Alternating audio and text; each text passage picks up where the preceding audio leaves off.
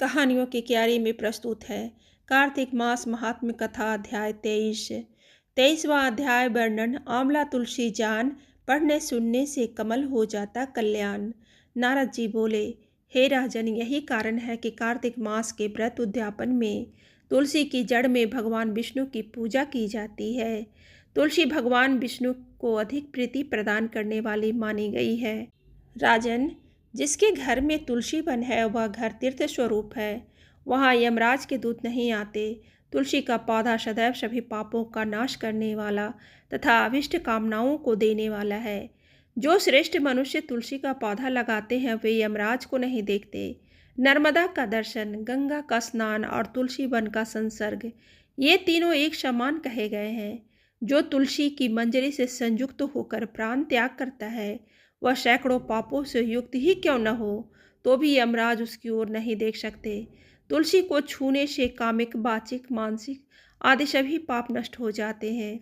जो मनुष्य तुलसी दल से भगवान का पूजन करते हैं वह पुनः गर्भ में नहीं आते, अर्थात जन्म मरण के चक्कर से छूट जाते हैं। तुलसी दल में पुष्कर आदि समस्त तीर्थ, गंगा आदि नदियों और विष्णु प्रभृति आदि सभी देवता निवास करते हैं। हे राजन, जो मनुष्य तुलसी के काष्ठ का चंदन लगाते हैं उन्हें सहज ही मुक्ति प्राप्त हो जाती है और उनके द्वारा किए गए पाप उनके शरीर को छू भी नहीं पाती। जहाँ तुलसी के पौधे की छाया होती है वहीं पितरों की तृप्ति के लिए श्राद्ध करना चाहिए। जिसके मुख में, कान में और मस्तक में तुलसी का पत्ता दिखाई दे उसके ऊपर यमराज भी दृष्टि नहीं डाल सकते, फिर दूतों की तो बात ही क्या है।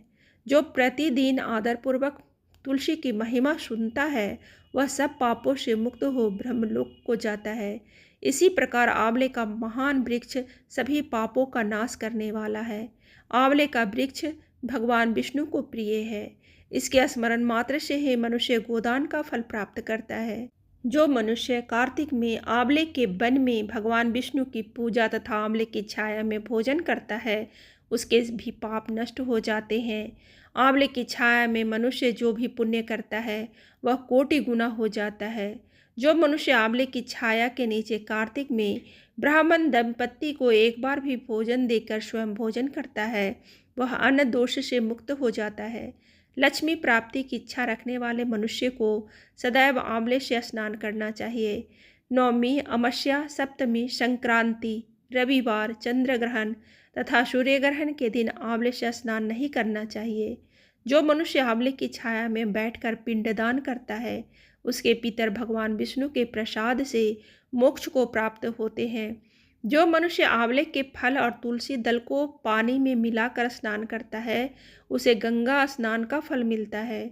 जो मनुष्य आंवले के पत्तों और फलों से देवताओं का पूजन करता है उसे स्वर्णमणि और मोतियों द्वारा पूजन का फल प्राप्त होता है। कार्तिक मास में जब सूर्य तुला राशि में होता है तब सभी तीर्थ, ऋषि, देवता और सभी यज्ञ आंवले के वृक्ष में वास करते हैं। जो मनुष्य द्वादशी तिथि को तुलसी दल और कार्तिक में आंवले की छाया में बैठकर भोजन करता है उसके 1 वर्ष तक अन्न संसर्ग से उत्पन्न हुए पापों का नाश हो जाता है। जो मनुष्य कार्तिक के आंवले की जड़ में विष्णु जी का पूजन करता है उसे श्री विष्णु क्षेत्रों के पूजन का फल प्राप्त होता है। आंवले और तुलसी की महत्ता का वर्णन करने में श्री ब्रह्मा जी भी समर्थ नहीं हैं। इसलिए धात्री और तुलसी जी के जन्म कथा सुनने से मनुष्य अपने वंश सहित भक्ति को पाता है।